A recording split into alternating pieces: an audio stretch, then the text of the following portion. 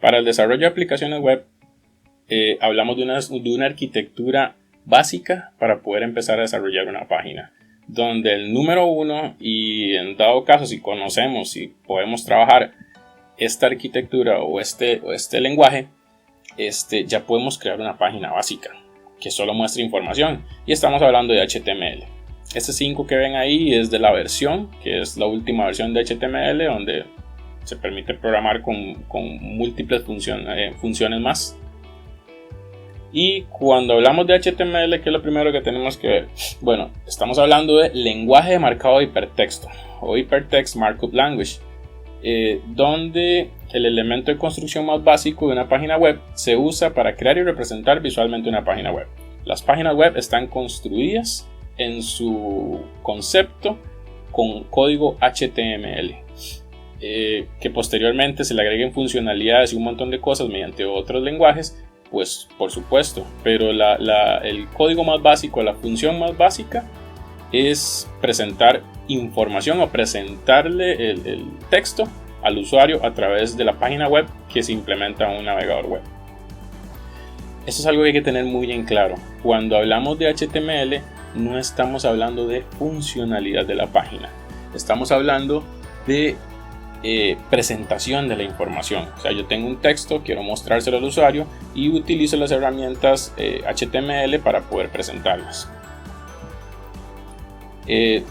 Normalmente no, HTML está basado en etiquetas, y estas etiquetas son las que me permiten a mí identificar diferentes funciones para presentar la información, ya sea desde ordenar hasta ponerle negrita, ponerle cursiva, ubicar en una sección de la página, a la izquierda, a la derecha, ponerlo al pie de página, etc. Y los tags, que son las etiquetas que estoy hablando, se caracterizan por estar representadas con los símbolos de mayor y menor que, donde, como lo vemos acá en la diapositiva, esta etiqueta que es P, que lo que tiene es un menor que, P, mayor que, hola, y luego viene una etiqueta de cierre donde dice que se está terminando la instrucción que se abrió, donde viene otra vez menor que, slash, P, para cerrar la etiqueta P con la que se abrió, y finalmente va un símbolo de mayor que. Estos son algunos de los elementos, hay muchos más todavía, que componen etiquetas HTML. Vamos a tener la etiqueta principal, el elemento raíz, que es HTML, que con eso se arranca cualquier página web. Luego tenemos documentos de metadatos que me permiten mandar la información en la estructura de la página, manejo de las secciones para agrupar contenido, semántica del texto, por ejemplo strong y S y esto son para, como en Word, cuando le pones negrita, cursiva, entre otras características de edición. Contenido incrustado también, cuando hablamos de contenido incrustado es como meterle un video, meterle una imagen a la página, información tabulada, formularios para capturar todo el texto y algunos elementos interactivos, donde por ejemplo Canvas es para poner un área de pintado donde vamos a colocar algún dibujo o algo por el estilo que podamos programar, pero en sí todas estas estructuras las vamos a ver más adelante cuando estemos desarrollando los ejemplos HTML. Ok, luego de hablar de HTML, vamos a hablar de CSS. CSS es el segundo elemento en esta arquitectura, en este stack de aplicaciones que vamos a trabajar en el curso. Cuando hablamos de CSS, estamos hablando de hojas de estilo en cascada. Ok, normalmente hace mucho tiempo, cuando se trabajaba las páginas HTML, bueno, no tan hace mucho tiempo, pero normalmente lo que se hacía era, teníamos una mezcla donde todos los diseños se hacían en un solo lugar junto con la forma de presentar la información, que es HTML. En la actualidad ahora está la tendencia de separar el código. ¿Qué quiere decir esto?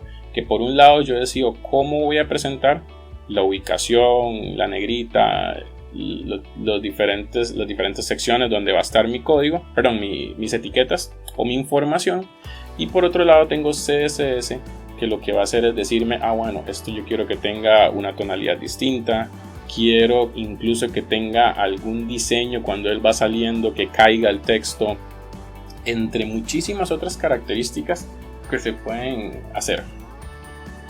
es el lenguaje utilizado para describir la presentación de documentos HTML. Esa es la mejor forma que tenemos para escribirlo. No interviene en la funcionalidad de la página. Ok, vimos HTML que no interviene en la funcionalidad de la página, y ahora estamos hablando de CSS que tampoco interviene en la funcionalidad de la página. No obstante, con HTML tiene ciertas funciones y características que me permiten hacer un diseño dinámico. Entonces eso es algo muy importante que tenemos que tener claro. Por ejemplo, si yo tengo una foto donde la foto va cayendo, o algún elemento que yo vaya haciendo que vaya cayendo en el diseño de la página, lo puedo hacer con CSS. Trabaja basado en selectores y declaraciones, que eso lo vamos a ver ya con más detalle cuando entremos en el desarrollo de algún ejemplo con CSS, y que se componen de propiedades y valores. ¿Qué quiere decir esto? Su estructura se ve así. Normalmente vamos a ubicar algún elemento de la página HTML y lo vamos a ligar a un ID, a un identificador.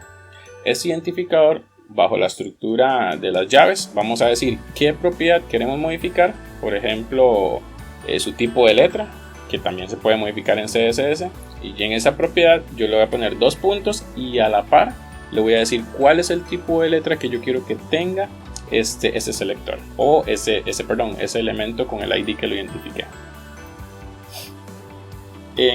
Dentro de CSS hay algunas características que son importantes identificar a la hora del curso. Por ejemplo, ¿qué es Responsive Design?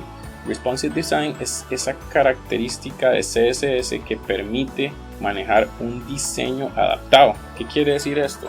Que no es lo mismo como yo presento una página en un dispositivo móvil, en un celular, que como lo presento en una tablet, que como lo presento en una computadora.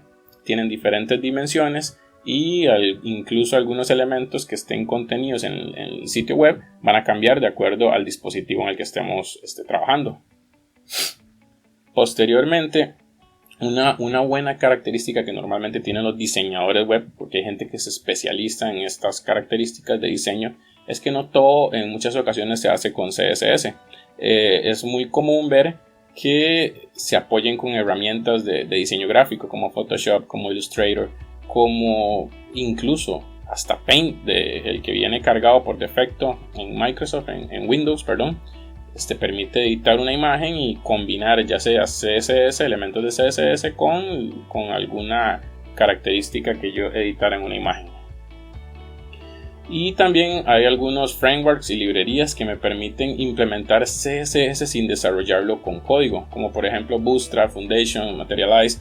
Pero en el caso de Bootstrap son librerías que ya están desarrolladas, que ya fueron desarrolladas en Internet. Internet no, ya fueron desarrolladas por alguien, y que mediante algunas estructuras de código yo simplemente las implemento en mi código sin mayor costo de tener yo que hacer un diseño, de poner un color, de ubicar algo. Ya vienen desarrolladas y con diferentes funciones. Lo que hace esto es fomentar el desarrollo rápido de aplicaciones. Y dentro de los 3 elementos básicos del stack que vamos a trabajar nosotros, el último, antes de hablar de otros, es JavaScript. Y cuando hablamos de JavaScript, estamos hablando del lenguaje de programación con estructura de C y convenciones de Java del lado del cliente. No obstante, los últimos frameworks o librerías han permitido que JavaScript corra del lado del servidor también. Entonces ya no solamente nació orientado al lado del cliente. Cuando hablamos del lado del cliente es el navegador, tecnologías que corren en el navegador web, y ahora ha mutado, o es un lenguaje tan potente que incluso se usa para IoT, que es Internet of Things, ciertos elementos conectados a Internet de las cosas, perdón. No debe ser confundido con Java. El hecho de saber programar en Java no quiere decir que sepas programar en JavaScript. Tienes que aprender toda la estructura que tiene el código y entender algunos conceptos que están ligados específicamente al entorno de JavaScript. Permite otorgar dinamismo a un sitio web. Ahora sí, pasamos a HTML, pasamos a CSS y ahora en JavaScript sí estamos hablando de dinamismo, de funcionalidad, de eventos, de variables y de muchas cosas. Ahora sí, no debe ser confundido con Java, pero en en el canal hay un curso completo de Java, donde prácticamente todas las cosas que desarrollamos ahí se pueden hacer con JavaScript y que corran en un navegador web.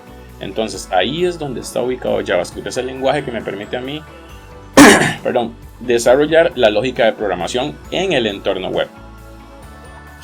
Y se define como orientado a objetos. También tiene la característica similar a Java de que se puede orientar a objetos, no tan estrictamente como Java, ya lo vamos a ver en las clases, pero sí tiene la estructura, permite crear objetos y de todo. Permite funciones, permite crear eventos, es imperativo. Imperativo quiere decir que yo le puedo dar una orden al compilador o a la diferente estructura que tiene la página para que ejecute una acción. Es estructurado y es dinámico, como lo vimos anteriormente. Y para yo trabajarlo en HTML, yo normalmente lo que hago es invocar un script. Cuando yo quiero ejecutar código de JavaScript, yo voy a ejecutar un script donde normalmente voy a separar mi código en otra clase, no, en otra página, y ahí voy a editar todas mis sentencias, que me permiten ejecutar la funcionalidad de mi página, que también esos ejemplos los vamos a ver desarrollados. Ok, JavaScript es asíncrono. ¿Y qué quiere decir asíncrono? Que se ejecuta en diferentes momentos. La programación web tiene un tema que es complejo, que es la carga que se da en el navegador después de que usted hace una petición al servidor. Entonces él maneja las tareas de diferentes formas o en diferentes tiempos, por eso se dice que es asíncrono. Tiene eventos que corren a partir de que llegan los datos. Permite el manejo del DOM, que eso es algo muy importante que vamos a ver en el curso, que es el Document Object Model. Todo el documento tiene una estructura y mediante el manejo del DOM podemos identificar cada una de las secciones de la página para poder trabajar y poder tomar datos, ejecutar funcionalidades, hacer alguna programación y devolver datos o un resultado a la página para que muestre la petición del usuario. También hay otra característica que se llaman NPM, Node Package Management, que me permite a mí agregarle funciones que fueron desarrolladas por otras personas, como por ejemplo jQuery, que mucha gente lo critica, pero es una herramienta funcional aún, que le dan otra característica al código que estás haciendo, te reducen el código y son funcionalidades que ya están hechas. Por ejemplo, como en Java, cuando usas el mat.random, que no tienes que hacer toda una estructura para calcular la raíz de una función, por ejemplo, o calcular la raíz cuadrada de un número, y ya llamas a mat.random y puedes ejecutar la función de la raíz. Es algo similar con esto, es traer funciones que ya están hechas. Y al final, para poder transmitir información entre el cliente y el servidor, maneja algunos formatos que son XML y el que vamos a utilizar en el curso, que es JSON. También podemos utilizar XML, pero le vamos a dar más énfasis a JSON, a JSON, que es los objetos que vamos a tratar de transferir entre el cliente y el servidor. Dentro de toda esta estructura que estamos hablando hay que entender muy bien qué es un framework y qué es una librería. Cuando hablamos de un framework es un conjunto de herramientas, incluso las librerías forman un framework también, y buenas prácticas para resolver una serie de problemas. Y cuando hablamos de una librería son fragmentos de código que son creados por terceros para solucionar un problema. ¿Qué quiere decir esto? Vamos a ver un ejemplo. Yo como framework puedo tener toda una calculadora, y una calculadora ya es un conjunto de herramientas que me permiten a mí hacer sumas, hacer restas, hacer divisiones, hacer multiplicaciones, y me da todo un entorno para poder desarrollarme algún concepto matemático. Eso es un framework. Y una librería es tener un pequeño fragmento o una función que me permita multiplicar. Entonces yo ya no tengo que poner el por y me permite que me recibe 3, 4 números y me los multiplica todos, o me calcula un logaritmo. Entonces eso es una pequeña librería que me permite una funcionalidad un poco más avanzada. Todas estas librerías también pueden ser parte de un framework que al final se convierte en un entorno de trabajo. Entonces el framework, como diferencia, es un marco de trabajo, y la librería soluciona un problema en específico que lo hace más fácil y legible al código en tu aplicación. Por ejemplo, lo que decíamos, calculadora y las funciones. Ok, el stack básico de un desarrollador, que varía muchísimo dependiendo del trabajo por el que se quiera optar, etcétera, etcétera, etcétera, Y ya dijimos incluso que con HTML usted perfectamente puede hacer una página que muestre información y listo. Pero lo normal que se espera, y cuando hablamos de un stack hablamos de esa pila de arquitecturas o de aplicaciones, o de lenguajes que le permiten a una persona ser un desarrollador web por lo menos junior, algo básico, que tenga ciertos conceptos. Y este stack básico es HTML, CSS y JavaScript, donde HTML me presenta la información, CSS le da un formato, le da un diseño, y JavaScript permite programar la página, permite darle toda la funcionalidad al sitio.